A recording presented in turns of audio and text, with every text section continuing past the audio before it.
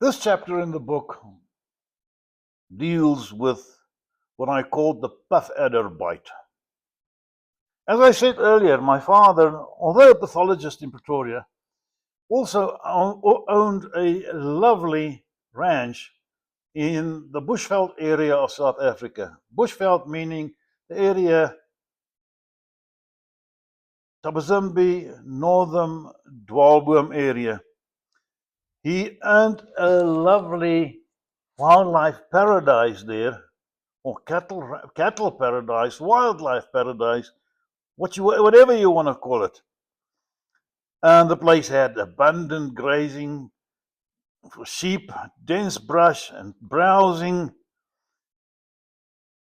and the carrying capacity of the property was around 5 to 6 hectares per large livestock unit. That means 5 or 6 hectares would be able to sustain one head of large stock throughout the year. Now, in Africa, we call cattle cattle. That's bulls and cows, but the collective noun would be cattle. I just never in my life could get used to the American term calling it beef. Beef is something that you order in the restaurant instead of chicken. At least that's the way I grew up. Ay, ay, ay, ay, ay. I was on the ranch as many times as I can, or as often as I can. Summertime, I'd be with my dad if he was there, uh, working. I would say working with the cattle, branding them, uh, spraying them for ticks. Wintertime, I had a little bit more freedom for myself. In the sense, my father just let me go, go, go, go.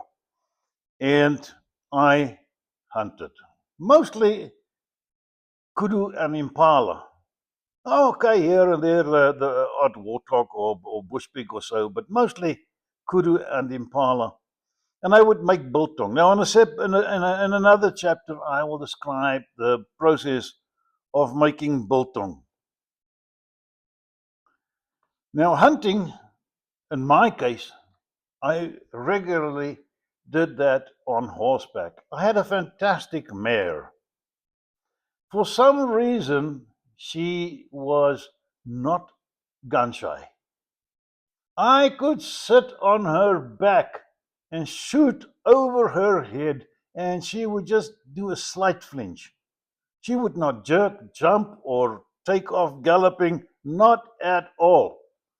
And that was fantastic because being able to hunt on her back, I could get much closer to game than just being on foot. And I had a friend I'll also deal with later on, Mafuta, who taught me a lot about hunting, a lot about staying downwind, etc., etc. But sometimes I also just laughed at his explanations. For example, me being able to get much closer to game on horseback than on foot. Of course, it was because the wildlife or whatever it was saw that horse with me and associated me as being part of the horse, and they're not afraid of the horse. I mean, they see the horses all the time.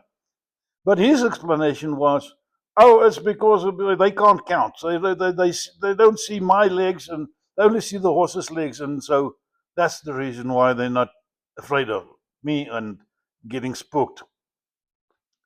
Now, let me get back to my story. I was out one day. My father had two what do they call it? CJ2 Willys Jeeps, 1948 models. And we could use them for whatever purpose we intended to on the ranch, and I took the one heading out to an area where I knew I would find impala. Now, the main rule was my father would not allow me to take a loaded vehicle, a loaded rifle on the vehicle. I could have a magazine full of cartridges, but under no circumstances was I allowed to chamber a cartridge, put it on safety, and then have it with me in the car. Not at all. I could chamber a cartridge only when I saw something that I wanted to shoot or I intended to shoot. But what was so strange, the reasoning.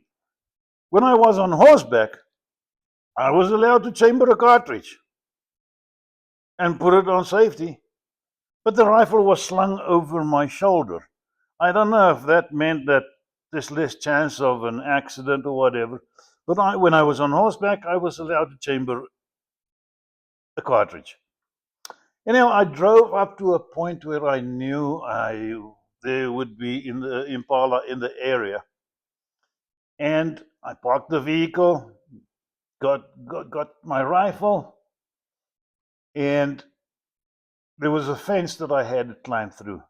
But I was scanning the area in front of me, looking for these dang impalas. Couldn't see it, and I didn't pay attention to the fence in front of me. I put my rifle against the fence and walked through, and then climbed through the fence.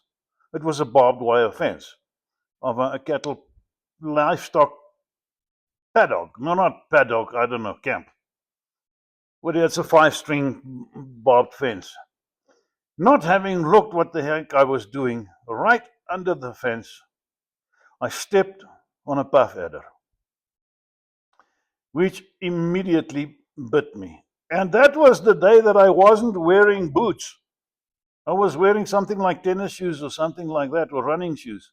And the dang thing bit me right in my right ankle, or to the right of my right ankle. And if you ever experienced pain, that was it. A puff adder is more or less this, it looks very much like the American rattlesnake. I've never been bitten by a rattlesnake and I don't want to, but I don't want to be bitten by a puff adder again either. The pain was excruciating immediately. It really felt if somebody was holding a red hot poking iron against your leg, against the tissue of your leg. It was excruciating. Anyhow, of course I killed that bloody snake, and no, I can't even remember if I killed it. I knew I just had to get back to the ranch. I took the rifle and I was hobbling back to the jeep, knowing that I had to keep calm. Anyhow, I drove back. It was about 3 miles back to camp. And my father was at the corrals working with cattle. And I just honked, honked, honked, honked, honked. And I drove straight to the house. And my dad knew something was wrong. And of course, he came immediately and I told him what had happened. Are you sure it's a puff adder? I said, of course, I'm sure it's a puff adder. I know what a puff adder looks like. Because the standard practice is if you need snake bite treatment, having been bitten by a snake in South Africa, you go to the hospital, do your utmost to kill the snake and take it with you so that the doctors can confirm which kind of snake it is that bit you to administer the correct antivenom. He did have some antivenom in the fridge on the ranch, but he just told me to go to the bedroom and lie down there. And he came, sat with me, checked my blood pressure, checked my temperature, kept me calm, and I couldn't understand why doesn't he give me antivenom? Because I was convinced, I'm going to die. I was 13 years old, and I thought, well, he's not administering any antivenom to me. Maybe he doesn't love me as much as I thought he did. Anyhow, later on, he explained it to me, maybe when he saw the expression on my face. And maybe I questioned him why he's not administering antivenom. And then he told me that antivenom has to be administered very, very carefully because some people might be or may be allergic to the antivenom. And if they were given the antivenom injections, they could die because of their allergy, die of the antivenom instead of the snake bite. So we never administered the antivenom to me because he looked, or he was convinced that I was going to make it. Not that that was very comforting for me, but he reckoned that was it. Yeah. You know, the pain lasted 2 days, 3 days. But the remember, a puff adder is the venom is cytotoxic, meaning that it it destroys the tissue in the immediate area of the wound, and it really causes a necrosis. The tissue dies off, and it stinks. And it took me about, before this whole wound was healed and me better, I would say a matter of 3 months. 3 months.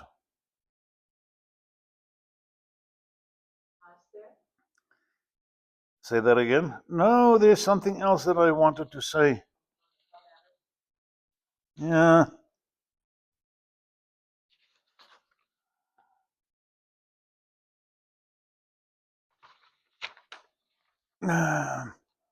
Yeah, well, I was, well, what I didn't realize at the time is that I was incredibly lucky to have had my father there, because I don't know what I would have done if I was alone on the ranch with nobody to help in a case like this, because I wouldn't have made it to a hospital. That's for sure. And I was lucky to have had a doctor on hand who knew exactly what to do. Well, of course, in the end, like in so many cases, I learned that my father was always 2 steps ahead. His careful approach may have been frustrating at the time or at that moment, but his actions were precisely those that kept a bad situation turning worse. That's it.